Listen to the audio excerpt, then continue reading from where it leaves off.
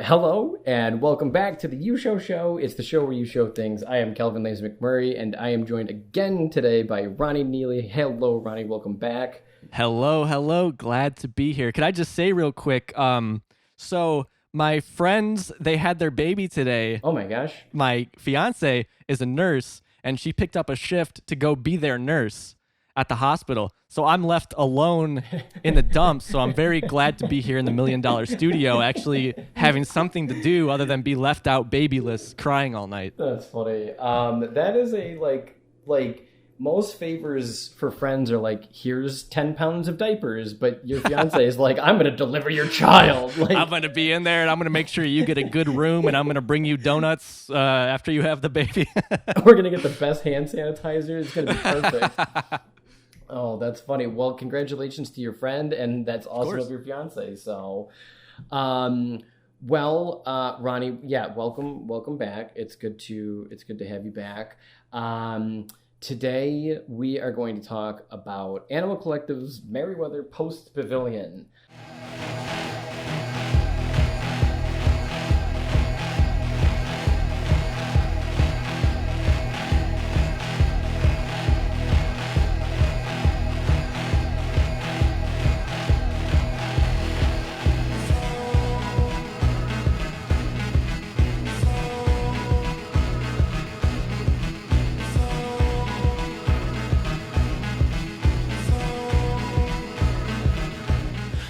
Let's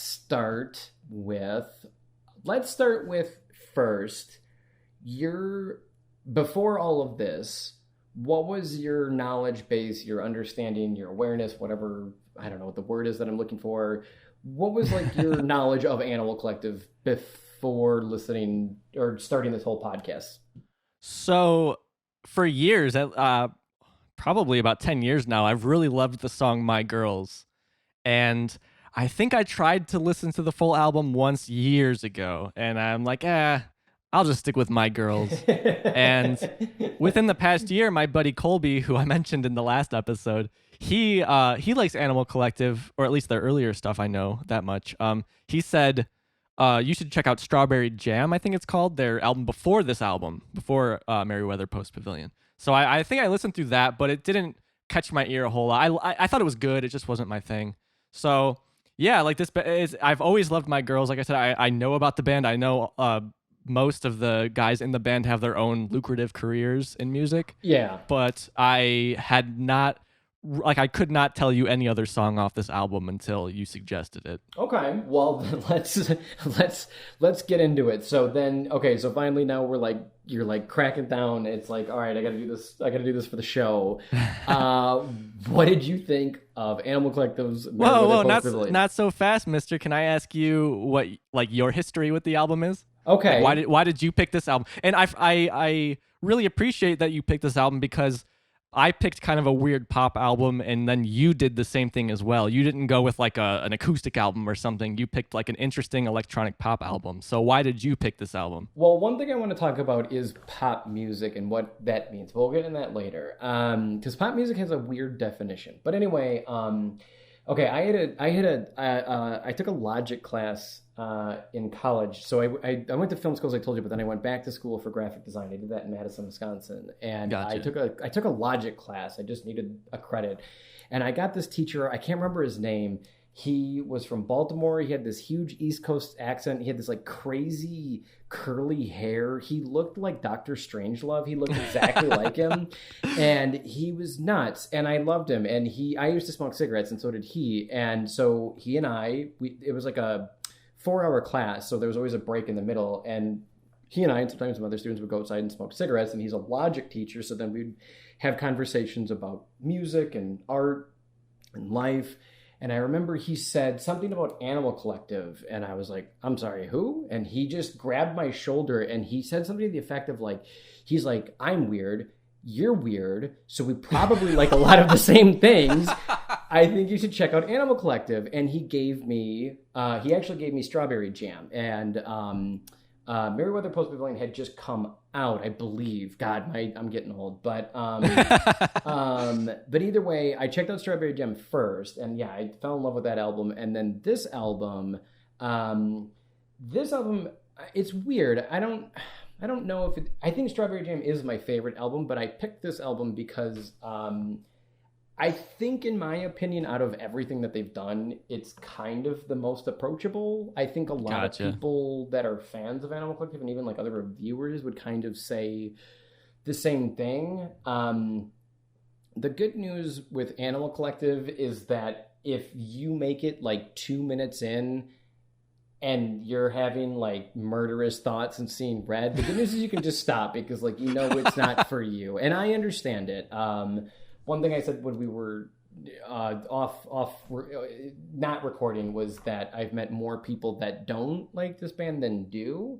But I think the people that do like it, myself included, like really like it. And it's kind of, you don't know why, but there's just something that sticks with it.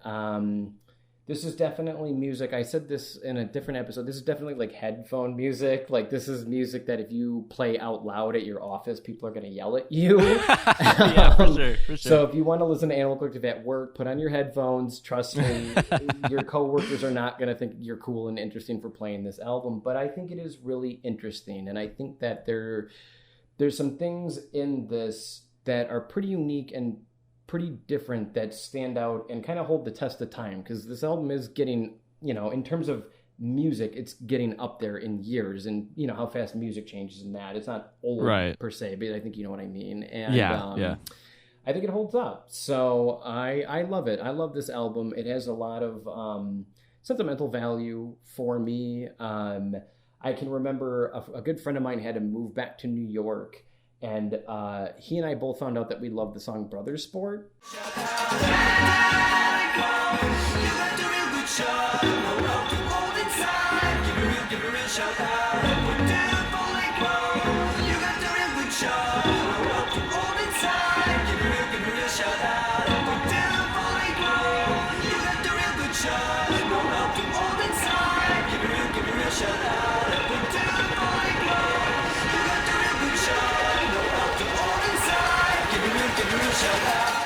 And so the last night that I saw him, we were drunk, waiting for a cab and playing this at like volume 10 at probably about 4 o'clock in the morning. I'm sure we woke up everyone in the neighborhood, but we didn't care. And we just blasted Brothers Sport. I think we played it like twice before the cab finally showed up. And that was the last time I saw him. So yeah, this album's got a little bit of like history of like phases in my life where it's been there. And again, like I was talking about last episode, music is something you can listen to and it's like, oh yeah, I'm 19 again, I'm 24 again. And this album has definitely been there on a lot of my life's journeys. So so that's why I picked it. So let's turn the tables, Mr. Bond. What did you think of the album? What were some thoughts that you had on this? Let's just start with like your first initial like listening of it.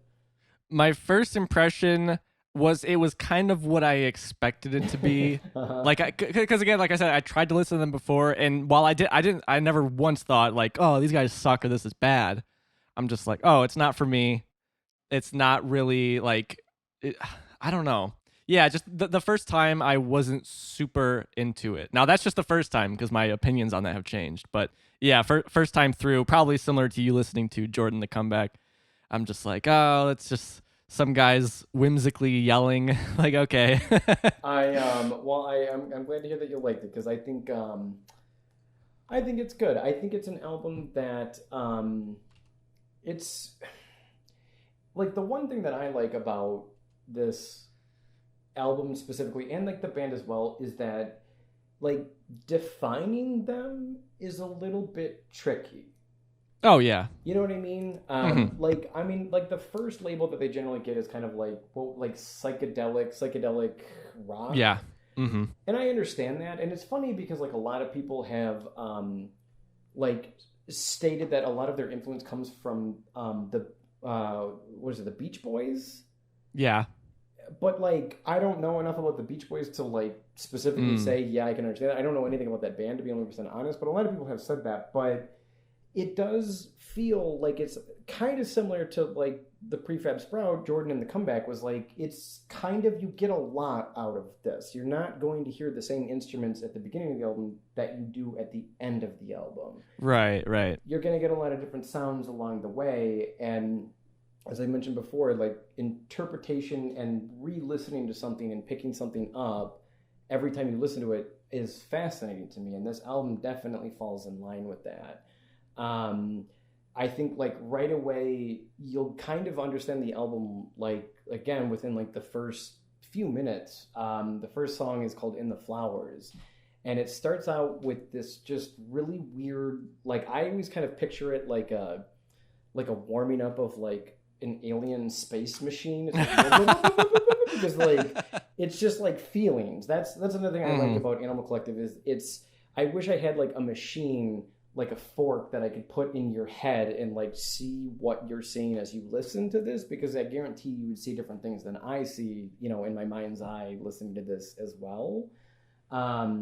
So it starts out with this like alien machine warm up, and then it's just got this, it's got this rhythm and it's got this tempo, and you're just kind of like, okay, you know, like, and then it hits. I don't know the exact, you know, timing, but it's like, I think it's like 2.5 minutes in. Oh yeah.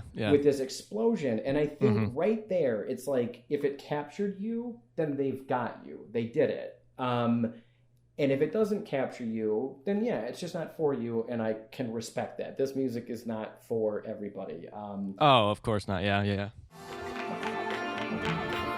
Feeling empty for the kid who danced despite anything. I walk out in the flowers and feel better.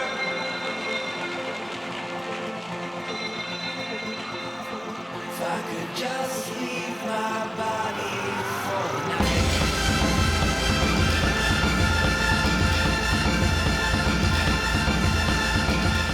I picked a Dan Deacon album with my friend Adam on an episode prior, and actually Animal Collective and Dan Deacon are both from Domino Records, and they've toured together a bunch, and I think they go hand in hand really well. They're both from Baltimore too. It makes me wonder if you think that if you know that there's music written outside of Baltimore, Calvin. Yeah, no, that's it. Yeah, that's my scope. Yeah, my iTunes library's just got like 5 bands in it, and they've toured together as well. And similar to Dan Deacon, like, he's not for everybody, but there's something about like the people that do get into it have these like really positive, fun experiences with them. And like I said too, I think this is definitely their most approachable album. So if this is an album that anyone would listen to and they're just like, nope, then it's just like, all right, dude, mission accomplished. You figured out that it's not for you. Congratulations, and that's awesome. One of my favorite things too was my friend Mark Schmidt. He once asked me why I like this band, and then I talked about My Girls. So My Girls is definitely like their number one song. Everybody knows My Girls. Everybody, like, I've been places, Animal Collective gets brought up and people say, yeah, I know My Girls, but I don't know anything past that. It's their most popular song, and it is good. And you know I'm right here, Calvin. I know. You know I just said this was me like 10 minutes ago. There we go. Yeah, welcome to the repeat show. We repeat things here.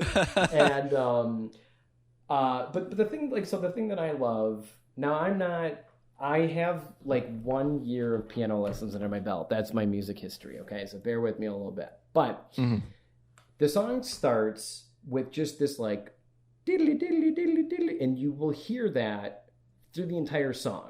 Right? Yeah.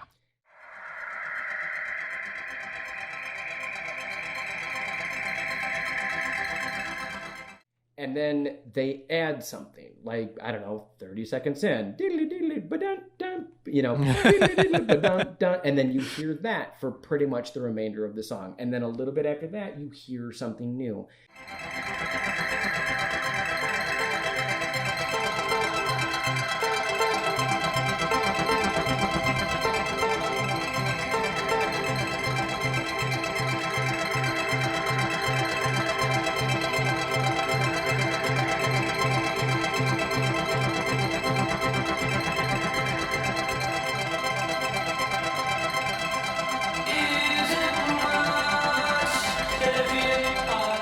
And it stacks and it layers.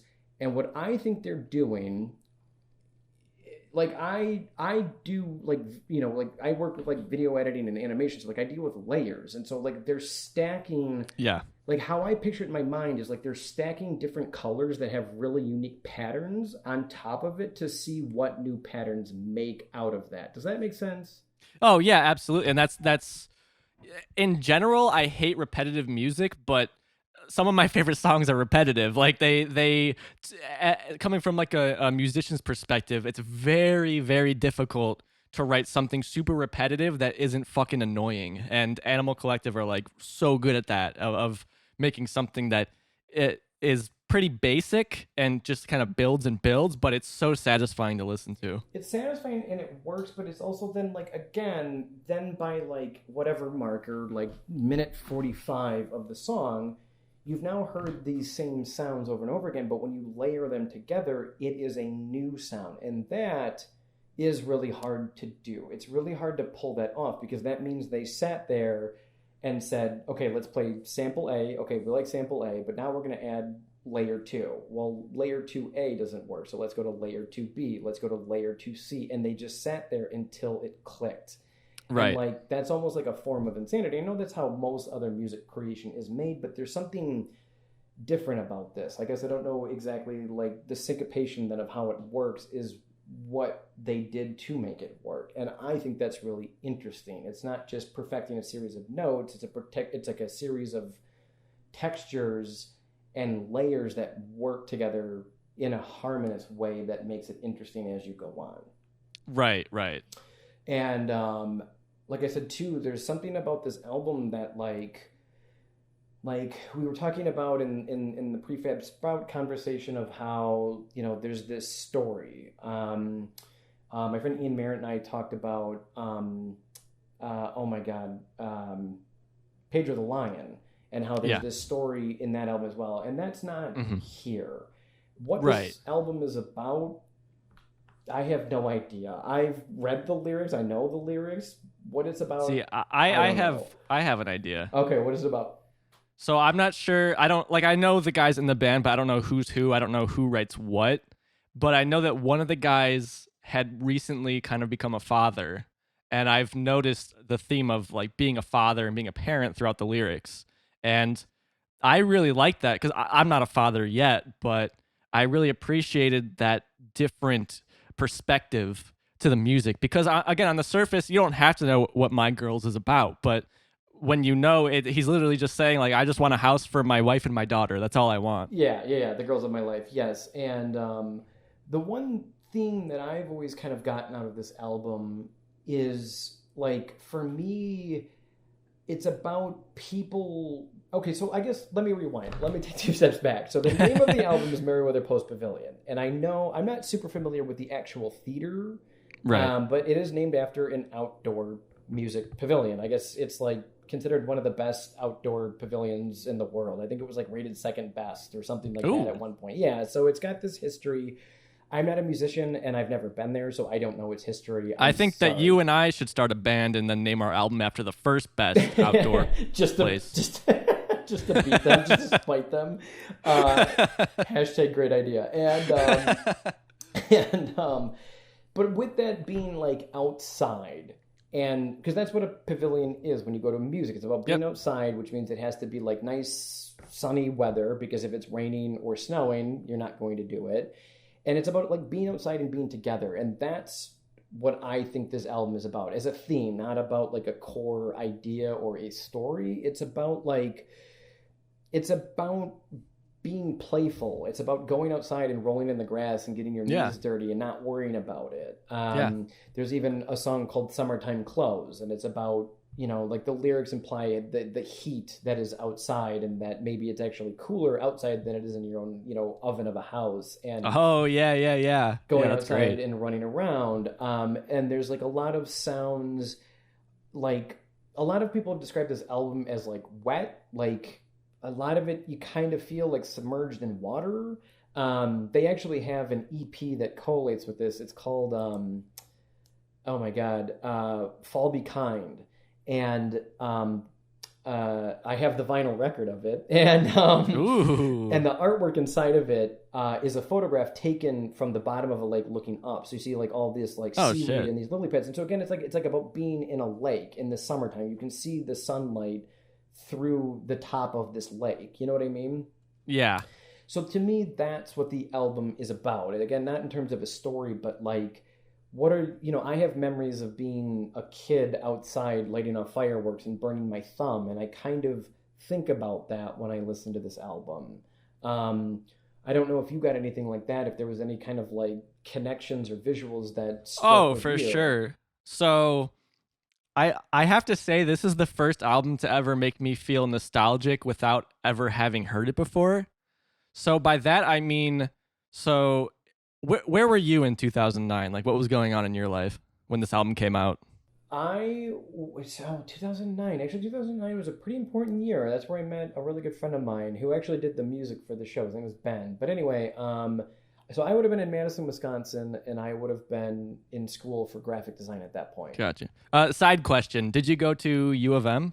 No, I went to Oh. a technical college. I only have my associate's degree. I'm fucking Gotcha. dumb. Okay. And, Okay. No, I had a friend that went there. That's why I asked. Okay. And yeah, I was at a technical college for graphic design, little 2-year program. So Gotcha. where were you in Because 2009? So in 2009, I was either a freshman. Well, at this point, I was a freshman in high school when this album came out. Because this album came out like January of 2009, I think. So it was written in 2008. And for me, this album just really sounds of that period because there was so much great synth pop coming out at this time, but it was like kind of indie in a way, and it was really uplifting. It had like really good vibes to it, and I like, so other albums I like that came out this year are Passion Pit's Manners, which is somewhat similar to this, and then not a synth album, but Phoenix's Wolfgang Amadeus Phoenix has a lot of synths on it that like the qualities to the synthesizers in these albums is just like so uplifting. And it really, like, when I heard this, it just instantly brought me back to like 2010 probably, when I first heard My Girls and all sorts of really good, just like uplifting music that was coming out at that time. Especially coming off of like the early 2000s. There's a really good documentary on HBO. I don't know if you've seen it. It's called Woodstock 99. No, I've heard about it though. I want to see it. I just got HBO, so I'll finally be able to see it. If you're into music, I'd recommend checking it out. It's a very for bizarre sure. story, and there's some parts, I'm not going to lie, that are a little bit unsettling in terms of the conditions of Oh, it evil, was an but- awful show. Yeah, for sure. Oh, and it gets I already know deep. about that Yeah, stuff. it gets a little deep and it gets a little heavy to the point where you're like, oh God. But Right, it is right. worth the watch. But like one thing that they talk about is like the music of that era was like very much angry. We were talking about yeah. like Limp Bizkit. I listened to Limp Bizkit where it was just nothing but like, I'm gonna take a chainsaw to your ass. A motherfucking You were just chainsaw. breaking stuff all day long. Yeah, and like give me something to break, and and so I feel this may sound really weird, but I feel like almost then like this style of music was like A reaction almost. exactly. And I'm not Yeah. saying that these guys were like, we're gonna fight Limp Bizkit by making We're gonna be anti-Limp Bizkit. We're gonna be solid biscuit. Let's go, guys. Yeah, by making, but I feel like it like you just said, it kind of came out at the right time, and I think that then that's why there was a connection to it. This band too. So this band is comprised. There's Geologist, Panda Bear, Deacon, and Avi Tear. They all have real names. I unfortunately don't remember them. You're not supposed to. Yeah, that's who they are to me. Yeah. The guy Deacon has always gone in and out, so actually Yep. he's not on this album, but he was in their albums prior. He's like the guitarist, I think, so that's why this Yeah. album is very synth heavy. Exactly, and it's very electronic forward. But like they have an interesting history because it's funny because like this is the part where they started really embracing their pop side of things. Strawberry Jam's a little poppy, but there's still some like bizarre screaming moments of like scratchy noises, and you're like, what's going on here? I don't understand. And but like their first album is called Spirit Be Gone, Spirit Be Vanished. I don't know if you've listened to that one. No, I haven't heard that one. You got like, I'm gonna just be real, like take it with a grain of sand because there's kind of a warning label that comes with that album. I like it, but I'm not gonna lie, I have to be in a very specific mood to listen to it, and usually that mood is like I'm ready for it. So, in what way? Like, why is it so It's- controversial? I wouldn't say controversial. I would just say it's very experimental. And the thing that I can speak to on behalf of the album, one thing that I can take away from it is I think they were going for this idea that it takes something ugly to make something beautiful. Like sometimes you don't know how good something is until it's gone. You don't know how beautiful something is unless you can compare it to something insanely ugly or something that you don't like. They have one song, Elvin Row. Yeah, Elvin Row is the last song off Spirit Be Gone. Spirit They've Gone, Spirit They've Vanished. I always say Spirit Be Gone, Spirit Be Vanished. I've noticed I made this mistake. I make it all the time. So if I say it again, I don't know why. That's why it's ingrained in my head. Anyway, Elvin Row. It starts out with like these really, really intense scratches. Like it's just like nails on a chalkboard. It's just like, and it's just like, oh my God. But if you get through it, there is this beautiful piano and these lyrics that like just tickle your spine with serotonin. And it's absolutely beautiful. And to me, it's like the band is trying to communicate like, get through this horrible, ugly moment. And then at the end of it, is something really, really beautiful and something deserving of your time. And that is, in my opinion, what the album is, quote unquote, essentially about. If that makes sense. So this is a band we're definitely like traveling back in time. It's going to get more scratchy. It's going to get more experimental, and it's going to get more bizarre. That's kind of the opposite of Prefab Sprout, whereas if you go back more, it's a little bit more palatable, probably. Yeah, and then it's funny too, because for Animal Collective, their last major album was Painting With, and it's okay, but it's like their safest album out of all of them. Okay. It's good. It's worth checking out. I like it. It was received with mixed reception. It just kind of feels like the album just kind of feels like it's just being weird for the sake of being weird. Like they kind of maybe lost the edge. I don't know what it is. I mean, that would make sense, since they kind of found their popularity. It's hard to be too crazy after that, I feel like. Exactly. Especially when like a part of your audience was captivated by the, quote unquote pop sounds of what you're generating. I would have to imagine that it is kind of hard to then directionally pick your tone, because it's like, well, do we go back to our roots of like crazy, bizarre, weird shit, or do we stay in this boat and continue forward? And that would be a weird place to be in. So, well, yeah, because as we learned, they just want 4 walls and an adobe slab for his girls, and if you want to keep that slab, you want to keep the mortgage paid on that slab, you got to keep making money. So you got to kind of, They did work on they worked on a project. It's this guy who documents like coral reefs. They kind of did like a visual album with him. They have another visual album called Odd Sack. So it's actually kind of funny. You can't find the album, like you can't purchase the record. It's not available on iTunes. You can find it on YouTube for free. I have the DVD. It's called Odd Sack.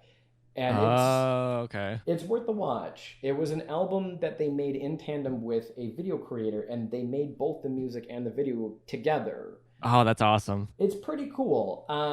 It has, I don't know, it's a movie where you can't explain what it's about. It's effectively like 12 music videos, but there's kind of a theme that strings through it a little bit. But it's got like a lot of like emotional states where you're feeling something, and then the music is giving you anxiety because the scene is supposed to be anxiety. But then the next scene is about bravery and courage. So you have a man who's dressed up as like a heroic knight swinging a flail. And I think that's kind of what the album is about, is like through both mediums, they can make you feel something. And I think it does it pretty well. Like there's a part where there's a vampire. It sounds really weird. Bear with me. But it is actually kind of scary. These kids end up like vomiting marshmallows out of their mouth. Oh, Jesus. And it's kind of like, what the fuck is going on here? Right. But again, it's worth the watch. It's kind of cool. And that's like another thing too with Animal Collective. Like, I don't know if you've checked out their album artwork for Strawberry Jam. Yeah, I've seen it. Yeah. Like the cover photo it's fruit, but it's been like destroyed and it's rotted. Gross. Yeah. And that's kind of like an interesting motif that they have, is like, it's beautiful. The colors are beautiful, and like the patterns of like these strawberries and this fruit mushed and smashed together is mesmerizing. And it's very like seductive in a way, but it's also then terrifying and grotesque because there's mold on it, and like the meat of this has been like pulped and tenderized to the point where it's almost like disgusting. Right. And I think that oddly, weirdly explains Animal Collective. I don't know if that makes sense, but it's like... Yeah, no, I totally get it, yeah. We're really cute, seductive fruit, but we're also kind of weird and like kind of grotesque at the exact same time. So... anyway, I feel like I'm rambling on this for like miles, so I'm sorry. No, you're good. It's one of your favorite bands. I mean, I would be disappointed if you didn't. Can I tell you a funny quick story about a live show of theirs? Yeah. Oh, so you've seen them live, I take it? A couple of times, yeah. And Nice. their shows are really good. They're totally worth seeing if you ever have the chance. They do. I don't know if there's a word for it. If there is, let me know. Their show is like one continuous string. Like Sure, yeah. not... So it's kind of like a DJ set because they just keep the music going all night. They don't stop in between songs. A lot of concerts, it's like song, rock out, cut to black, reset. They don't do that, and they use a lot of like visual mediums. They will use like large video monitors with their shows, a lot of colors, a lot of lights, a lot of art and decoration. I've never done hallucinogenic drugs, but I would imagine that if you did and went to one of their shows, it would be a 10 out of 10 experience. And, I'd imagine, yeah. And it's really good. But yeah, so they keep it going. So it's just like they'll end the song on like this crazy buzzing beat noise. And then, they'll catch their breath for like 10 seconds, but then they'll keep going. Yeah. But it continues and it flows and it's this experience. So I was at one of their shows. I got there early because I wanted to be as close to the stage as possible. And this group in front of me, they were a bit younger than me. It was two girls, and I'm going to assume they're two boyfriends, were at the show. The girlfriends, really liked Animal Collective, except one of them had her tablet up above her head the entire show recording it. Oh, no. Yeah, and it drives me nuts because it's like, I'm sorry, are you here to experience Animal Collective, or are you here so you can like show your friends, brag about it? Because there's a difference. And if you're here to just if you're here to just show your friends that you were here, then take the photo and leave, and let me take your spot, because then I get to be a little bit closer to the stage, and you get your experience. Because it's like, who's ever opened up their tablet and been like, let me listen to this Animal Collective stage I recorded on my pod on my Apple device, and you go back and play it, and it's just like. Yeah, exactly. Who's ever fucking done that? So anyway, so she had her tablet open the whole time. Whatever. So Animal Collective always does this thing when they play. When they're like 3/4 of the way through, they do cut off all the lights, and it's like is at the end of the show, and it's like pitch black, and then they leave it for like sometimes like 2-3 minutes. They just walk off stage, but everything is black. Yeah. And then they come back, and then they usually perform at that point like 3, maybe 4 more songs. Yep. Everything is black. There's like a little bit of like a hum noise happening that they've created, but everything is black. People are kind of clapping. There's this silence. And then they come back on stage. People are clapping, and the boyfriends in front of me look at their girlfriends, and they go, "This is fucking bullshit." And I was like, "Oh, what? I hate that." It was so funny. I was like, "Oh yeah, the encore band that we all paid money to be here for came out and performed more music. Yeah, total fucking bullshit, bro." Oh my god, it was so funny. I was there with my friend Jonathan. We laughed so hard we were almost crying. It was kind of funny. But it's like those are the people that get further ahead than you do. They get closer to the show, and they don't even appreciate it. Exactly. And they were front row, and I just wanted to be like, again, dude, I'll take your spot for you. You go to the bar, bro. Like, I'll do this for you. But yeah, they're worth seeing live. They are actually touring. They're doing a couple shows even right now in the midst of this terrible pandemic. It was kind of cool. I follow their hashtag on Instagram. And it's actually been kind of cool seeing some of their live shows pop up again in the feed. Yeah, for sure. It's something you don't think about, until it's gone. Yeah. Because like I follow like a lot of bands hashtags. You'd always see like live shows like, oh, Radiohead's in Germany this week, and here's all these people from Germany posting the video. It was always really cool, and like that's been like radio silence for. Yeah, and like you said, it's one of those things that like you don't realize it's gone until it's gone, or you don't. Yeah, it's like as soon as it's back, you're like, oh shit, I forgot about this, and this is nice to see. Yeah, and so that's been pretty cool. So sorry, I feel like I'm taking this whole thing up. Oh, you're good, dude. Real quick, I actually have like a similar concert story. I went to see the band Y, which is like a indie kind of rap group, and there was a chick standing in front of me with her DSLR like way above her head. Like she wasn't like in the press pit or anything. She's just standing like there with her camera, like blocking my view. And then her like 7-foot tall boyfriend is next to her, holding his phone up so that he's like FaceTiming people so that they can watch the show on the phone. I'm like, what? How is this enjoyable? For anybody, yeah. Yeah, sorry. Okay, so you were gonna ask a question. I was just gonna ask, was there, besides My Girl, was there any songs that like stood out to you? Anything that you were kind of like, yeah, all right, like this Oh, maybe for sure, changed yeah. my perspective of them. I really loved Daily Routine.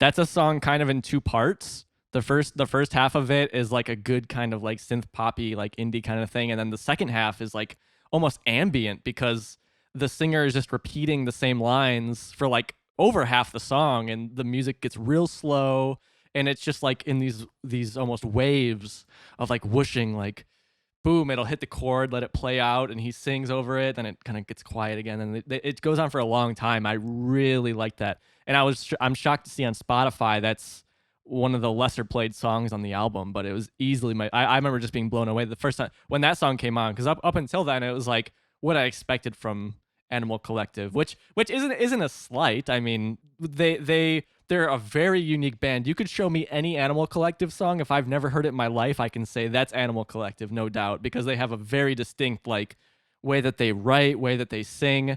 And I didn't know it was two guys singing. I thought it was just one dude doing like a lower voice and a higher voice, but it is two of them. So for sure, Daily Routine. I like that probably more than My Girls at this point. I really appreciate that song. One thing about Daily Routine is that one thing, like for me, again, like the mind's eye of like what I see. So it's called Daily Routine, which is like every single day the things that you repeat. And I've always kind of like, man, I'm going to crack open a can here of worms. Bear with me for 2 seconds. But I always think time is a circle. I love time. I don't know. I'm obsessed with time. I have been my whole life. I think the philosophy and the theories about time are fascinating because time is relative.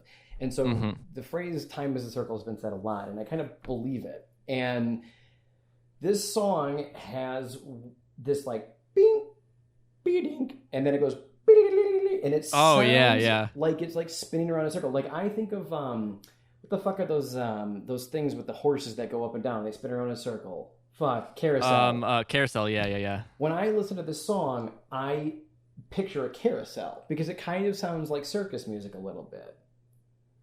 Yeah, I can see that. So it's like it's weird. Like it's called Daily Routine about the things that we repeat every single day, and in my head, it's about a carousel going around in a circle. And it's like, again, it's like every time I listen to it, it's the same visual. It never changes. That I don't know if you find this stuff interesting, but I do. It's just weird. It's like the same picture, the same video plays in my mind. And every time it's this carousel that spins really fast when the music intensifies, and then it slows down when the music slows down to give the moment for like the band to then play their music while spinning on this carousel. So right, yeah. See, I think what I liked about that is I did something similar I talked about my ambient album in the last episode. I should mention my artist name for that is Ghost Shift. If anybody wants to look that up, the album is called Silver Lake. In the single from that album, I did something very similar where I had a piano piece. It starts off playing kind of like slow, and then it speeds up as it goes. And it really reminded me of that. And I really am a sucker for when other people do that as well. I did it because I was like influenced by Aphex Twin, but this is like a really cool, I guess, indie synth pop kind of. And again, I know that you probably, I don't know if you would classify these guys as synth pop like I do. You said we were going to get into pop music at some point, but before we do that, I want to ask, have you seen the show on Netflix called Russian Doll? I have not, no. Oh, it's really good. It's basically about a woman who keeps repeating the same day, but she can like do things different, and she's trying to break out of it. It's only like 10 episodes, I Okay. think. You should check it. It's really, I really enjoyed it. I'll But check it out. yeah, and again with the fatherhood theme in this album or on this song, he's talking about like getting his kid's coat. I think it's about them going to the park or something. Okay. And he's kind of like he's rushing to do it, but then he's like, well, wait, why am I rushing? Like, it doesn't matter if we get there right away or if we get there later. Like, it doesn't really kind of matter. So I don't know. I just appreciate it. It's kind of like a like you know, through life everything is so important, but then you take a step back and like maybe almost a metaphysical look at things, and you're like, you know, as Carl says in Aqua Teen Hunger Force, none of this matters. Like,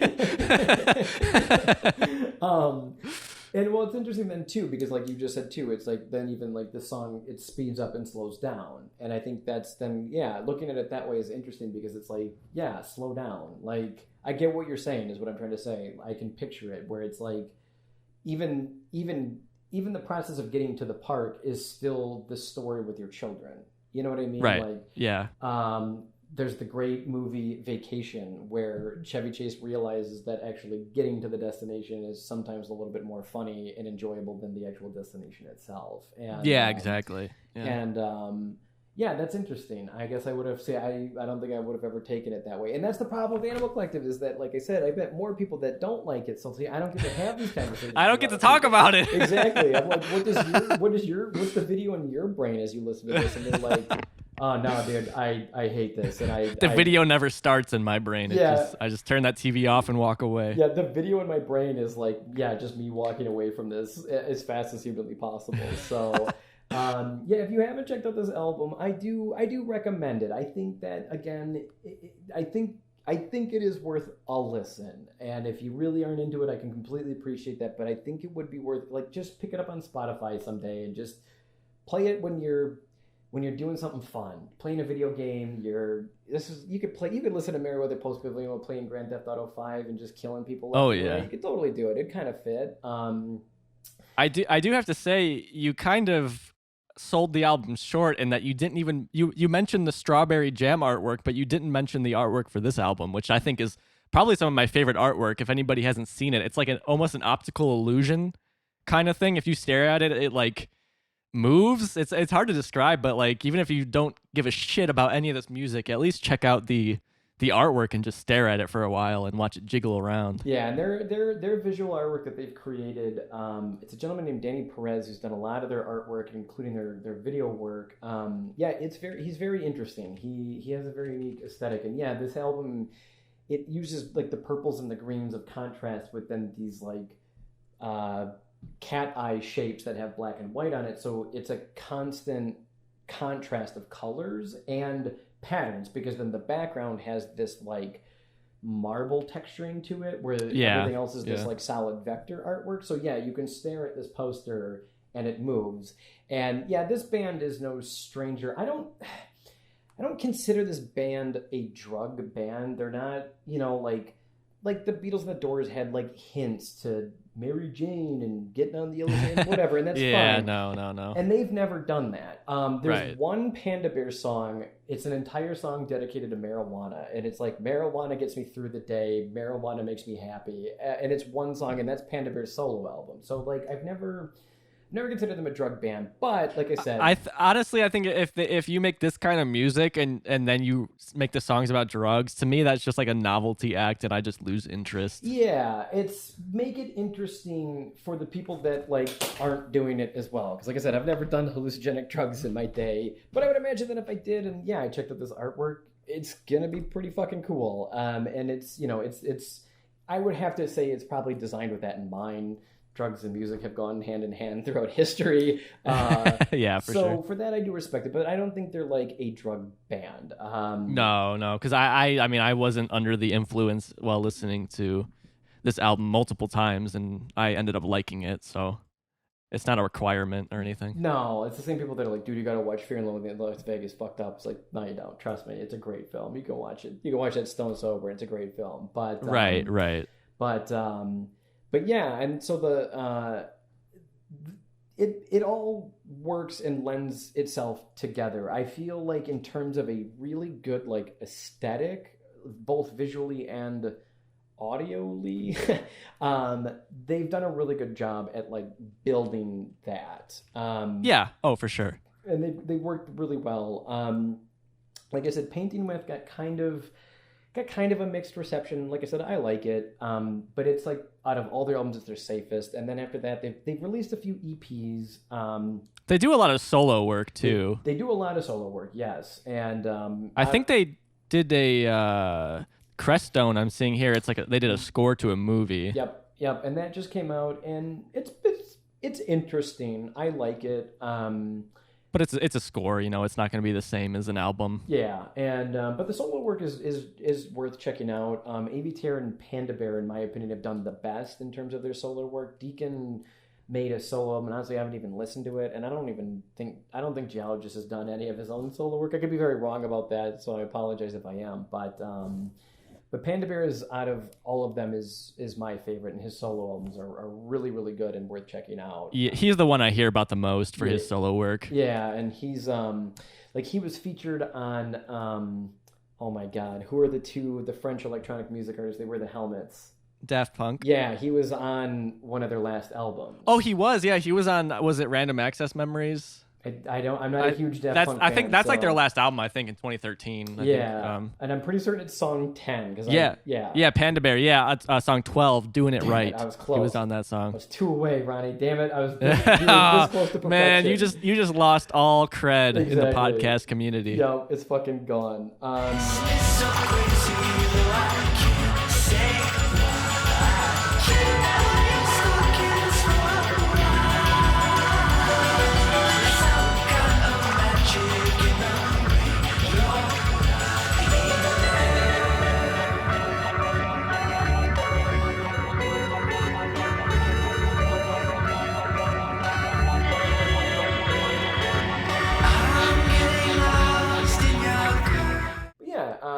One other thing too that I wanted to point out, one thing that's really cool about their discography, and even that visual album I was telling about Oddsack, the one thing that I will challenge anyone to do is to take all of their albums and listen to only their last song of every album.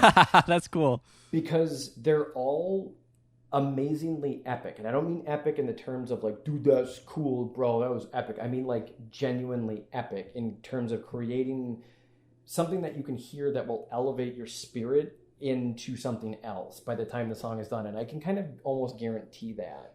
They know how to end something on this feeling of like, for me personally, it's always like extreme happiness, but it's also mixed with like this weird feeling of kind of wanting to cry, but out of like happiness. It's really hard to explain. Right. Yeah, it's just like euphoric almost. Yeah. Maybe I should make a Spotify list and just the last songs of Animal Collective. Do it, dude. Do it. That's not a bad idea. That kind of leads. I have a question for you. Mm-hmm.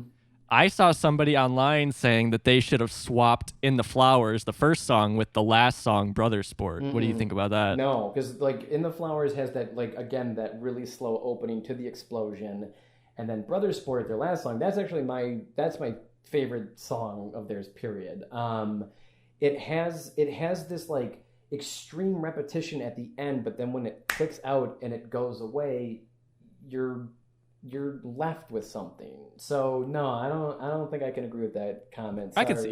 Yeah, for sure. I mean, I think it's because typically the first half of this album is a little bit more energetic and the second half is a little bit slower. So I think the person was probably thinking like, oh, Brother Sport is energetic and In the Flowers is slower, it builds up, so swap them. But I always appreciate, because typically the back half of an album is when things get slower, and I appreciate when the band ends on a high note, not on a lower note. Or, you know, In the Flowers, like you said, it builds up, but if that was the last song, it builds up basically into nothing. But in its current sequence, it builds up into the whole album. Another quick little rabbit hole. I love Aphex Twin too. I think Richard D. James is fascinating and amazing. For sure, yeah. His album Druckus, I think that's how you pronounce it, Druqs. I always just like in my head would say drugs. Like I wouldn't even Drugs? bother trying to figure out what that says. I mean, you're probably right. I have no idea. I He's have- probably just trolling us. He probably doesn't even know how to pronounce it. Yeah, he doesn't care. Yeah, no, it's 100% him just being like, figure this one out, music reviewers, bye. And that album is a 2 CD collection. Yep.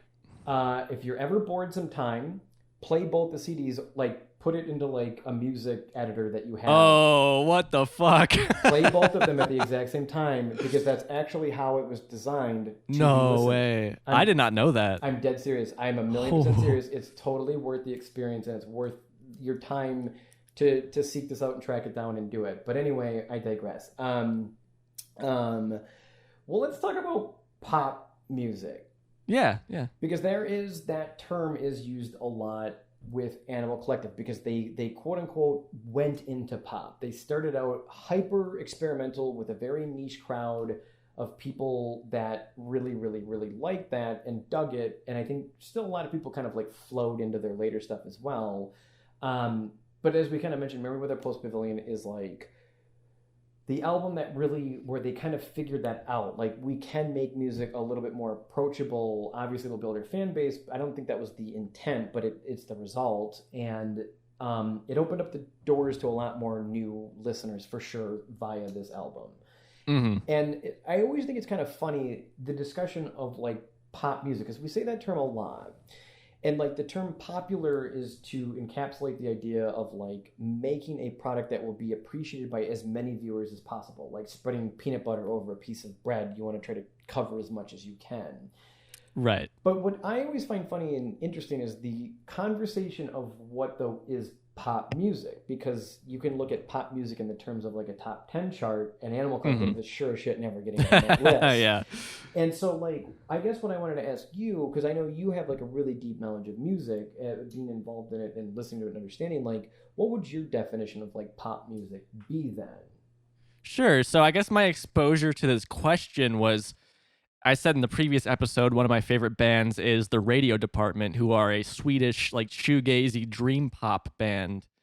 And the singer said, like, you know, we always just try and be a pop band, but it's through the lens of, like, lo-fi kind of soft-spoken lyrics, but or vocals, but it's still trying to be catchy. It's not trying to challenge the listener. It wants them to actively listen to it and enjoy it. It's not trying to, I guess, just challenge them in any way. And I for sure, I think Animal Collective can be a challenging band, but like I feel like their earlier stuff, like you said, probably I wouldn't consider pop. If there's like screaming and challenging stuff, then no. But if you're like, that's the thing, is when I say pop, that can mean top 10 stuff, but that could mean just anything anybody makes that they want other people to listen to, that is kind of like, you know, 4 or 5 minutes long and catchy, you know, like, and there's a lot of even metal I would consider pop, because it's not trying to be challenging. And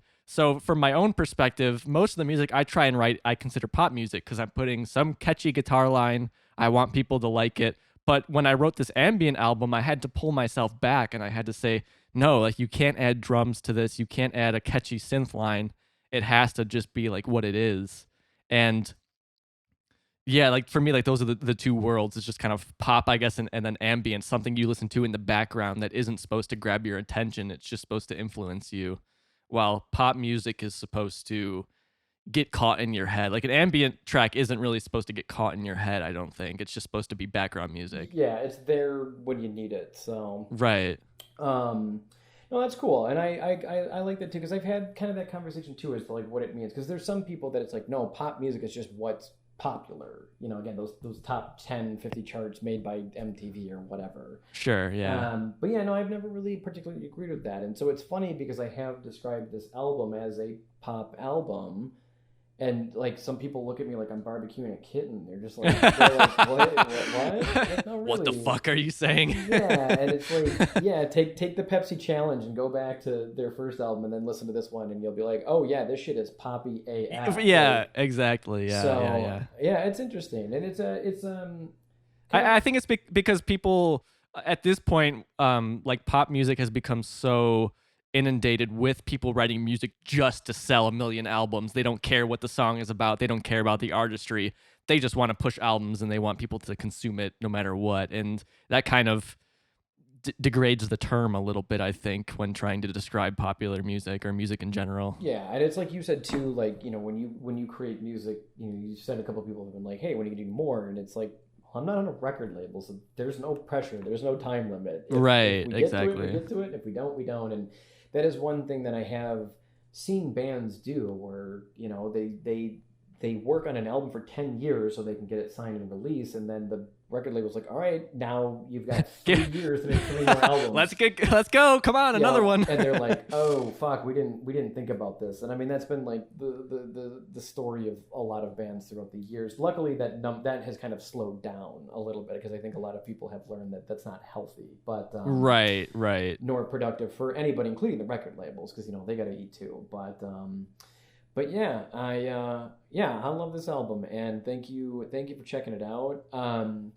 One question I always like to ask too, is like, again, like, if you're into band X, Y, and Z, or like Animal Collective or vice versa, I think Aphex Twin, you mentioned that, would oddly fit into a viewer's repertoire, a viewer's music category collection. I think, like, I would venture to bet that would be an interesting dynamic. How many listeners of Animal Collective have Aphex Twin in their library? I wonder if there's a way to find that out. There's gotta be. That's interesting. I would say, if I had to put money on it, I'd put 58%. That'd be my guess. I could see that, honestly, because because Aphex Twin, Animal Collective, like their synthesizer sounds, I think are really interesting. They're obviously they're no Aphex Twin, but I mean only Aphex Twin is Aphex Twin. But it's not just generic, like, all right, what presets do we have in the computer? Yeah, let's go. Like these guys are actually spending time, you know, crafting appropriate sounds for the emotion they want to convey. What else? I'm trying to think, like, I think a band that always kind of comes to mind too with Animal Collective, because again, it's kind of hard, but another band obviously is Dan Deacon. They've toured together, but sure, yeah. Another one is Audioture. You ever listen to Audioture? Feel like how is that? I think what I'm thinking of is like, I say Autechre. Autechre. Yeah. So we're talking about the same. Wrong. Yeah. I don't think I've ever talked about. I say Audioture. That's kind of funny. So I've never said it out loud, so I mean, you might be right. Yeah. I have no idea. I don't think I've ever spoken to anybody. Tweet at us. I think I have a Twitter account. Tweet at me, and I think I have a Twitter account. If you can find that Twitter account, tweet at me, and I might respond. Yeah, help me find my Twitter.com. If you find my Twitter account, email me. And let me know how. Let me know the login so I can get on there and respond to you. No, I can't figure out how to use Twitter. I'm sorry, I'm too dumb. But I don't know how to pronounce Audioture. How did you say it? Autechre? Huh. I've never heard it said out loud, so I don't know. Let's just have a whole episode of this, like the battle. All right, next episode, let's go. Yeah, the pronunciation of this, and it's like, well, I cited 24 sources. But I would say then too, like, do you have any bands that would come to mind in a similar vein of Animal Collective? Yeah, I mean, I never thought about it, but you're right. There is definitely like this IDM, intelligent dance music, which actually I was thinking of showing you some IDM albums because you mentioned Aphex Twin, but I went with Jordan the Comeback. But yeah, I never really put those two together with this album with Merriweather Post Pavilion. There's definitely that connection. I would say for the pop side, definitely, like I said, Passion Pit's Manners, the album that came out the same year, has a similar vibe to it. It's a lot poppier, but it's still interesting. And then off the top of my head, I mean, I really love Phoenix's Wolfgang Amadeus Phoenix. There's like, that album blew up because of its tracks like 1901 and Listomania, but there's like a 10-minute like instrumental synth track on there too. Like, so it's pretty similar. I feel like all these guys were coming from the same place and probably inspired by a lot of the same things. And then, yeah, for IDM, definitely, I feel like Aphex Twin. I'm not familiar enough with Autechre's discography to really recommend that, but Microzig, or it's like that Uzig, I guess you could type in. That guy has some similar. I think I know what you're talking about. Yeah. He's pretty big in the ID. Yeah, he has a lot of similar feelings in his music, I think. But yeah, Animal Collective really takes these kind of IDM uh, ideologies and applies them more to a synth pop music, which probably is what made me like it, is because they're not trying to be overly poppy, but it's definitely there. It's not pure IDM music. Like, you're not listening to Aphex Twin.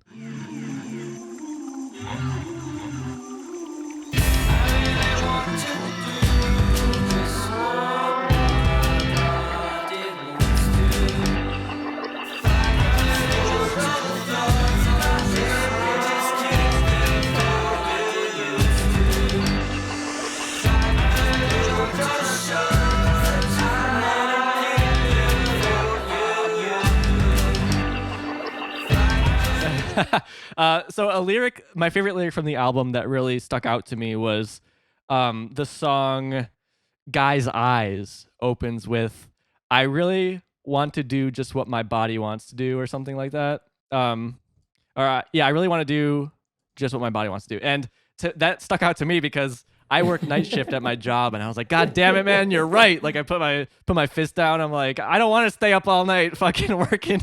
I want to go to bed when the sun goes down and wake up with the sun. So that like really stuck out to me. I was like, finally, someone's fucking saying it. We're opening this book finally.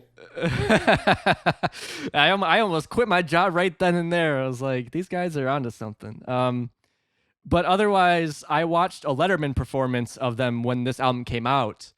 And they did, I think it was Summertime Clothes, I think. And it was really cool. And they had these background dancers that were kind of dancing, as like good dancers will do, like reenacting the lyrics in a way. So acting out the story of the song, not just like, like a normal pop artist, like shaking their butts for no reason. And yeah, thank you, interpretive, yeah. And they're wearing like costumes and stuff. So they're dancing behind the band. And I think they were dressed up as skeletons or something like that, but it was something really creative and cool. And then at the end, Letterman walks out and shakes hands and stuff. And I think it was either Letterman or Paul Schaefer, his the musician for the Tonight Show or whatever show that was. I can't remember. And one of them says, "Oh, like I didn't bring any trick or treat candy," or something like that. And I don't know which guy it is in Animal Collective, but his face just looks so fucking annoyed when they said that. Like this is art. This means something, and you're just fucking like. Well, it makes him sound like childish. Like, right. Candy little boy. Oh, right. Yeah. I'm surprised. I'm sure anyone would take that opportunity. Exposure's exposure, but absolutely. I can't really imagine. Letterman, I'm surprised. I guess I'll have right. To I mean, that's the thing. Like, well, first of all, props to Letterman because he really did have on a lot of really like good lesser known artists. But there was this was 2009 when the album came out. Like, this kind of music wasn't that big yet. Maybe in 2012 they would have more artists like that on, but this came out January 2009. Like, they were on the forefront of this kind of like happy, artistic synth pop sound. And yeah, it's just shocking they got on. But it's funny because one of the comments, we were talking about comments in the previous episode. One of the YouTube comments was like, I've never seen Animal Collective perform with this many lights on before. That's funny. Because normally they're like, it's like a club setting almost with those guys with like lasers and all this stuff. Yeah, it's very dark, but yeah, again, it's illuminated. Right. For sure. Yeah.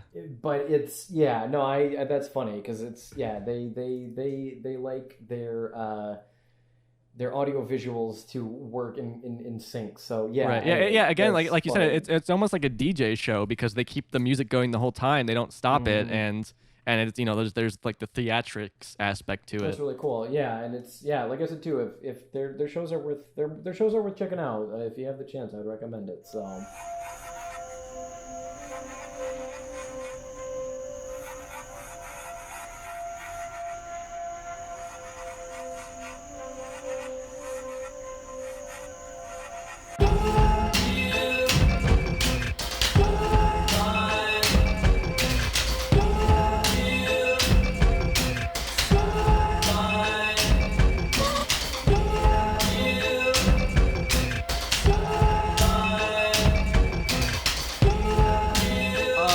Just like I said, I always loved My Girls, but I never really clicked with them. I checked out a couple other things, but I really enjoyed this album.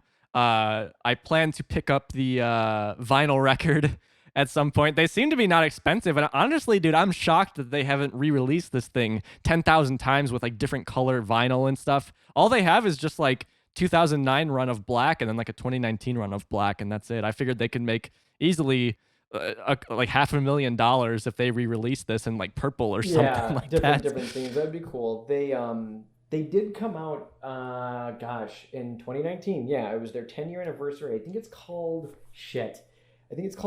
Oh, I saw it today too. Ballerina Yeah, Slippers, I think. Yeah, I think it's something ballet something. Ballerina something. I'm sorry, fans. I can't remember. I know all credibility going out, but it's ballet that's slippers. It. Thank you. And unfortunately, I didn't really like it. It was just okay. It was just live performances, right? Yeah, but there wasn't anything like exceptional to it. It was in comparison to their live shows, which this is a band too. I don't know about Prefab Sprout, but like Animal Collective is a band where when you go see them live, you might hear some variations of the songs as they've kind of adapted along the years, and I really like that because it's like, how did you play this song in 2009 versus how do you play it in 2021? I think stuff like that's really interesting. I know some fans don't like that in live music, but I do. And they'll definitely mix it up. Sometimes they'll play it faster. Sometimes they'll play it slower. Sometimes they'll play it longer. I've seen them perform a 14-minute rendition of The Purple Bottle, which I think on the album is only like 5 minutes. So, oh, wow. Okay. Yeah, sometimes they know how to stretch this out. And obviously, they're a band that definitely feeds off their audience. Yeah. If the audience is sleepy time, ready to go, not feeling it, they'll be done. But if everyone's liking it, they will play extra time. I've seen them do it. So nice. But I don't even know what we're talking about anymore. I don't even know how we got here. Well, I think the point you were getting at is like the recorded versions weren't that different from the album. Oh, yeah. But I think it's important to note that these were recorded like not long after the album came out, so it would make sense that they didn't really have crazy different versions at this point. Because all these were recorded like May and early June of 2009. So that'd be kind of cool if instead they re-recorded it live and like put out different versions. I think that'd be exciting. Yeah, because they do have a couple live albums. They actually had one of the there's one oh my gosh, I think it's called like the 11:30 Club. I have the vinyl record of that. I actually have that one signed, which is pretty cool. And that's a really good live album. Is it the 11:30 Club? I think that's the name of it. But anyway, they also did a couple of years ago. They released 2 live albums, digital only.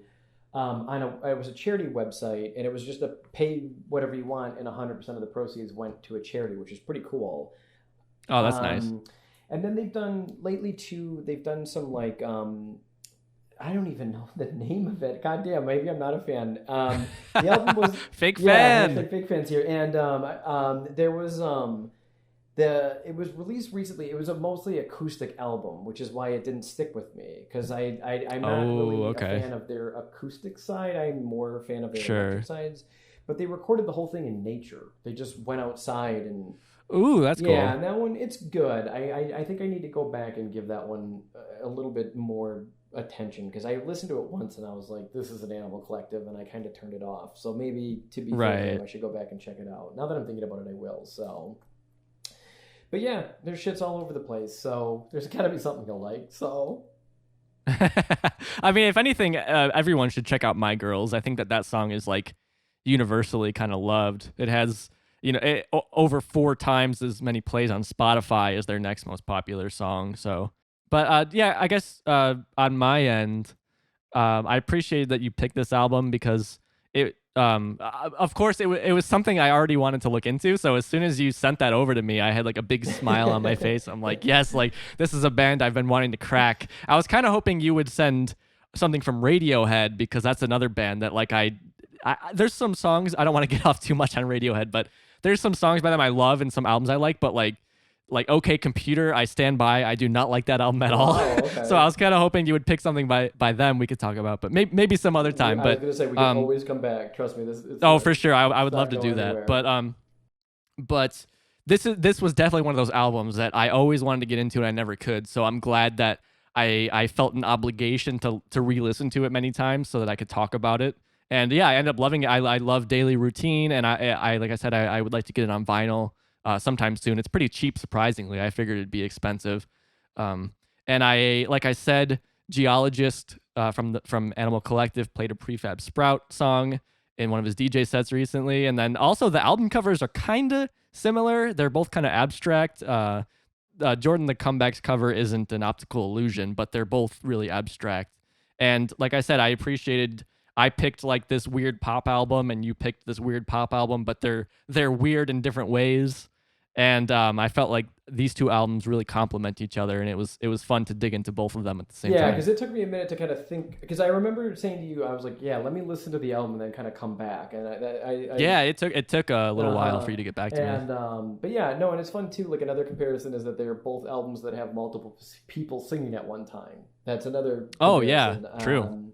Yeah, it's always fun to. That's one thing I call it like the great experiment of this podcast is then comparing two things that you maybe never would have, outside of this, which is kind of fun. So, yeah, they do oddly go hand in hand, but yet they're very different. So, well, I'm glad you liked it, man, and I'm really glad, that you shared the Prefab Sprout with me too, because I will continue to listen to it, and I think eventually down the line I'll break into their albums. Oh, right on. My first episode was with Ian Merritt, talking about Page of the Lion, and I promised him I'd listen to the other albums, and I haven't yet. I also haven't finished. I also haven't finished Schitt's Creek. I'm sorry, Zeke. I just. Oh. There's only so much time, and I got a full-time job and a family and everything else to deal with. So I'll get there, but I'll try to break into Prefab Sprout's other albums too. So. Well, Ronnie, unless there's anything else, like I said, I don't want to take anything away from you, man. No, I think that's it. I think I checked everything off of my list here. I think I did too. So, well, thank you again, Ronnie, for being here today, man. It's been great talking to you. Yeah, I've had a blast. I'm a little upset and jealous that I don't get to listen to these episodes because I've been waiting for you show episodes I can listen to after your Last of Us excursion, but I guess my time will come eventually, right? Yes. Let's hope. No, they will. And actually, and then for anyone listening, we actually have. I don't know. I can't even remember. I can't keep it straight. So I have coming up in the near future. I'm going to try to come up with a new segment called Film Fight, and I don't know if I've mentioned it before. I'm sorry if I'm repeating myself, but my friend Isabel and I are going to do Hereditary versus Midsummer. I'm going to be Team Midsummer. She's going to be Team Hereditary, and I know Ronnie, you have opinions as well. But you and I came up with the idea of doing the same segment of like a concept on bad films, because we also discovered that this is something that we both have huge interest in, and taking The Room versus Troll 2. So I think we will come back and record that episode in the near future. So let's keep an eye out for that, and we'll try to come up with some discord and some conversation on what to talk about these two films. I guess, like, should we analyze like what film is like the better worst film, or which film is better? I think the better worst film, because neither of them are good. yeah. And we'll crown a champion of the better worst film. Yeah. All right, well, that'll be something to look forward to. I'm looking Me forward too, to it. Yeah, that'll be a blast. It'll be fun arguments. If I keep going down that line, I'm just picturing in my head, like, who's the first person that will snap and be like, fuck you, and like throw the table over and walk out. But hopefully it doesn't come to that. So anyway, something to look forward to in the future. Again, thank you, Ronnie, for being here. Of course. As my friend Janine would say, support your brother, support your brother. All right, everybody. We'll see you next week. Bye. Bye-bye.